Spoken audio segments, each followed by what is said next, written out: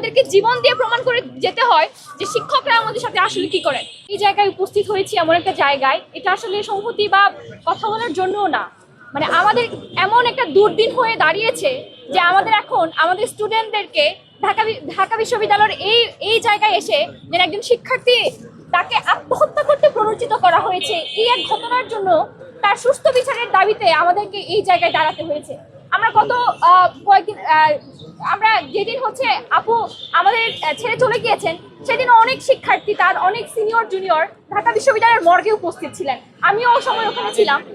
আমাদের আসলে এই শিক্ষার্থীদের জীবনটা শুধুমাত্র ঢাকা বিশ্ববিদ্যালয়ের না, আমরা দেখেছি দেশের বিভিন্ন শিক্ষা প্রতিষ্ঠানে শিক্ষক এবং শিক্ষার্থীদের যেরকম সম্পর্ক আসলে থাকার কথা, সে সম্পর্ক আমরা আসলে দেখতে পাই না। আমরা বরং দেখতে পাই এখানে শিক্ষকদের সাথে ছাত্রীদের যে ক্ষমতার একটা ভারসাম্য, সেটা আসলে একপাক্ষিক। আমরা বেশিরভাগ সময় দেখতে পাই যেমন ঢাকা বিশ্ববিদ্যালয়ে আমাদের যে পরীক্ষার সিস্টেম, যেখানে 50% আমরা ফাইনাল পরীক্ষা দিই, কিন্তু বাকি 50% কিন্তু শিক্ষার্থীদের হাতে মার্কিং সিস্টেমটা থাকে। তার মানে এই বাকি যে 50% নাম্বার যদি আপনি তুলতে না পারেন তাহলে আপনাকে ফেল করতে হয়। আমরা কিন্তু গত কয়েকদিন আগেও দেখেছি যে মেডিকেলি একজন স্টুডেন্ট সেই গত 4টা বছর ধরে একই জায়গায় ফেল করেছে এবং পরবর্তীতে সেও কিন্তু আর জীবন দিয়ে এটা প্রমাণ করে গিয়েছে যে আসলে আমাদেরকে জীবন দিয়ে প্রমাণ করে যেতে হয় যে শিক্ষকরা আমাদের সাথে আসলে কি করেন। আমাদের এই ঢাকা বিশ্ববিদ্যালয়ে আমরা এমন শিক্ষকও পেয়েছি যারা শিক্ষার্থীদের দুর্দিনে পাশে থাকেন, শিক্ষার্থীদের সাথে থাকেন। 5 আগস্টের সময় আমরা দেখেছি অনেক শিক্ষার্থীদের পাশে দাঁড়িয়ে অনেক টিচাররা শিক্ষকরা হচ্ছে ঢাল হিসেবে দাঁড়িয়েছেন। আমরা কিন্তু এরকম টিচারও আমরা পেয়েছি, কিন্তু দুঃখজনকভাবে এটাও সত্য যে ঢাকা বিশ্ববিদ্যালয়ের মতো জায়গায় এখনো অনেক শিক্ষক আছে যারা আসলে শিক্ষার্থীদেরকে বিভিন্নভাবে তারা আসলে ব্যবহার করতে চান। আমরা এই যে দেখতে পেয়েছি যে আজকে যে মিমু আপু যে আমাদেরকে ছেড়ে চলে গেলেন, সবাই যেভাবে বলছে সে কিন্তু মারা যাওয়ার পরেও দেখা গেছে তাকে বিভিন্ন ধরনের কথাবার্তা কিন্তু বলা হচ্ছে, কিন্তু আমি খালি দেখি একটা স্টুডেন্ট তাকে আসলে জীবন দিয়ে প্রমাণ দিতে হলো যে আসলে এই ধরনের কার্যক্রমগুলো এখনো পর্যন্ত অব্যাহত আছে। যেখানে একজন শিক্ষক তার শিক্ষার্থীদেরকে পাশে থাকবে, তাদের বিপদে আপদে পাশে থাকবে, কিন্তু সেটা না করে সেটা হয়ে গেল এমন একটা অবস্থা যে তাকে জীবন দিতে হলো। এই ধরনের কার্যক্রম আমরা কিন্তু বেশিরভাগ সময় দেখতে পাচ্ছি এবং আমি বিশ্বাস করি ঢাকা বিশ্ববিদ্যালয়ে যতগুলো ডিপার্টমেন্ট আছে, এরকম এই ডিপার্টমেন্টে এরকম অনেক শিক্ষকরূপী মানুষ আছেন যারা আসলে যাদের এই কুকর্মগুলো এখনো পর্যন্ত প্রকাশিত হয়নি।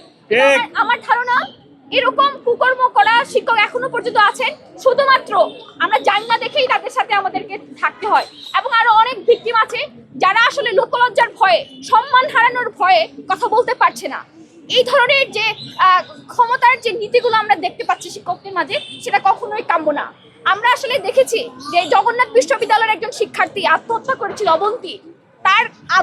তিনি যে আত্মহত্যা করেছিলেন, পরবর্তীতে তার যে ব্যাপারগুলো তার সুসাইড নোটেও কিন্তু লিখে গেছিলেন, সেগুলো আদতে কোনো বিচার হয়েছে কিনা আমি এখনো জানি না।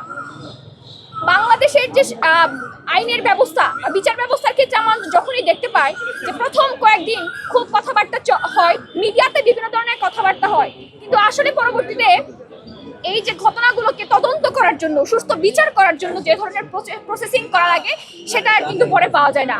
আমার ধারণা এই যে মিমু আপু তার জীবন দিয়ে একটা সিস্টেমের দিকে আঙ্গুল তুলে দিয়েছেন, সেটার যেন আমরা সুষ্ঠুভাবে বিচার করতে পারি। আমাদেরকে যেন আমাদের এই ঢাকা বিশ্ববিদ্যালয় সহ দেশের সকল স্তরের শিক্ষা প্রতিষ্ঠানে যেন ওই ধরনের ঘটনার কোনো ধরনের শিক্ষার্থীকে যেন ওই ধরনের ঘটনার বলি দিতে না হয়। কোনো সিনিয়র কিংবা জুনিয়র কিংবা ব্যাচমেটকে যেন ঢাকা মেডিকেলের মর্গে গিয়ে অপেক্ষা করতে না হয়। কখন হচ্ছে তাদের বন্ধু, তাদের ছোট বোন কিংবা ছোট বড় আপু তাকে কখন পোস্টমর্টম করে কখন তাকে আমরা দেখতে পাবো, এরকম।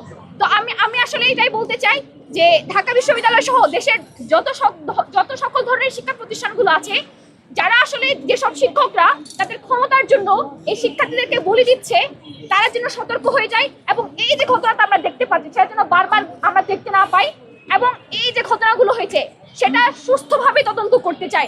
এই যে নাট্যকলা ডিপার্টমেন্ট থেকে যেটা বলা হয়েছিল, তাদের ডিপার্টমেন্টে কিন্তু একটা যৌন নিপীড়ন বিরোধী সেল করা হয়েছিল এবং দুর্ভাগ্যজনকভাবে এই নিপীড়ন বিরোধী সেলে যে শিক্ষককে অভিযুক্ত করা হয়েছে তিনি আবার ছিলেন। তাহলে আমরা দেখতে পাচ্ছি যারা আসলে ক্ষমতায় থাকে, যারা সব কমিটিতে থাকে, তারাই কিন্তু এই কার্যক্রমগুলো চালিয়ে যাচ্ছে। সুতরাং ঢাকা বিশ্ববিদ্যালয়ের যে যৌন নিপীড়ন বিরোধী সেল আছে এবং সেই সাথে সাইবার বিরোধী যে সেলটা আছে সেটা যেন কার্যকর করা হয়। আমরা ডাকসুর পক্ষ থেকে এবং আমরা অনেক ডিপার্টমেন্টের পক্ষ থেকে যতবারই গেছি ততবার বলা হয়েছে এই যৌন নিপীড়ন বিরোধী সেলগুলোর প্রতিটি ডিপার্টমেন্টে, প্রতিটি বিভাগে পাঠানো হয়েছে। কিন্তু আদতে কোনো একজন শিক্ষার্থী যখন যৌন নিপীড়নের শিকার হয় তখন কিন্তু সেই ওই নিপীড়ন বিরোধী সেলে যেতে পারে না, সে কিন্তু থেকে ঘুরে ফিরে প্রক্টরের কাছে আসে এবং প্রক্টর কি করে একটা তদন্ত কমিটি করে দেয়। 3 কার্য দিবস অথবা 7 কর্ম দিবস একটা কমিটি করে দেয়। পরবর্তীতে আসলে দেখা যায় এই যতটুকু কমিটি কোনো কাজই করে। এই সেলগুলো থেকে কিন্তু শিক্ষার্থী প্রতিনিধি যারা আছে তাদের সাথে কোনো ধরনের যোগাযোগ কিন্তু এখনো পর্যন্ত করা হয় না। এবং আমি মনে করি সাধারণ শিক্ষার্থী ছাত্র প্রতিনিধি যারা আছে তারা যেন এই সেলে থাকতে পারে এবং যখনই কোনো ধরনের ঘটনা হয়, যখন কোনো ধরনের তদন্ত হয়, তারা যেন এইখানে তাদের সুস্থ বিচার করতে পারে। এবং আমি এটাই আশা রাখবো আমাদের আপু যে জীবন দিয়ে এই একটা সিস্টেমের দিকে আঙুল তুলে দিয়েছে সেটা যেন সুস্থ বিচার করা হয় এবং যে অভিযুক্ত যে অপরাধীকে তিনি আঙুল তুলে দিয়ে গেছেন, তার সুসাইডে লিখে গিয়েছেন, ওনার যেন শাস্তি আমরা দেখতে পাই।